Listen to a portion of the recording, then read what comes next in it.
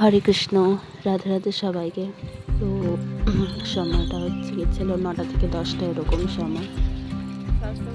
And আশেপাশে একটু গাছপালা অনেক বেশি, তো যে কারণে হচ্ছে কি আমার শ্যুট করতে একটু সুবিধা হচ্ছিল, কারণ তখন আর লোকজন এত থাকে না এই টাইমে। বেসিক্যালি শীতকাল আমাদের এখানে তো এই 8টা থেকে 9টা এরকম টাইমটা একটু থাকে। দিনের পরে সন্ধ্যেবেলা ফাঁকা ফাঁকাই থাকে, বাট তো এইদিকে একটা ডান দিকে একটা গলি ছিল বেসিক্যালি। তো তার পাশে একটা মাঠ আছে অনেক বড়, যেখানে আমাদের পুজো বা কোনো ফেস্টিভ্যাল বা কোনো প্রোগ্রাম থাকলে এখানে হয়ে থাকে। তো আমাকে কতগুলো জিনিস কিনতে হতো, তো এই কারণে আমি যাচ্ছিলাম দোকানে। কিছুটা এগিয়ে বাতে অনেকগুলো দোকান পড়ছে, তো তোমরা দেখতে থাকো যে আমি কী কী কিনলাম। বেশি কিছু নেওয়ার ছিল না, এই কটা জিনিসই ছিল নেওয়ার। তো তারপরে আমি চলে যাই বাড়িতে। বাড়ি এসে আমি আশেপাশে একটু ভিউটা ভালো লাগছিল, যে কারণে ভাবলাম যে একটা ভিডিও করি।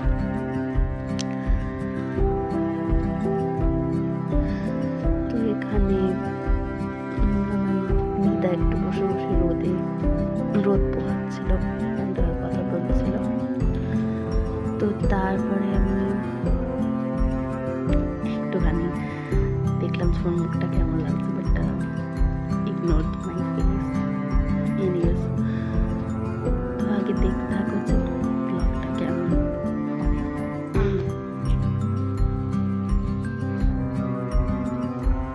তারপর আমি চলে যাই রান্নাঘরে, অ্যান্ড কিছু রান্না করার ছিল।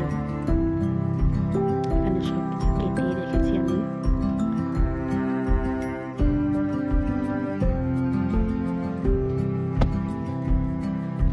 তো তারপরে আমি আবার একটু বাইরে আসি, কারণ একঘেয়েমি রান্নাঘরে থাকতে ভালো লাগছিল না।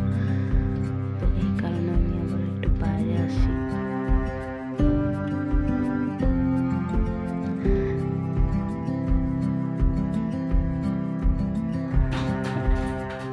তারপরে আমি জিম যাওয়ার জন্য রেডি হচ্ছিলাম বিকালে, তো তোমরা দেখতেই পাচ্ছ।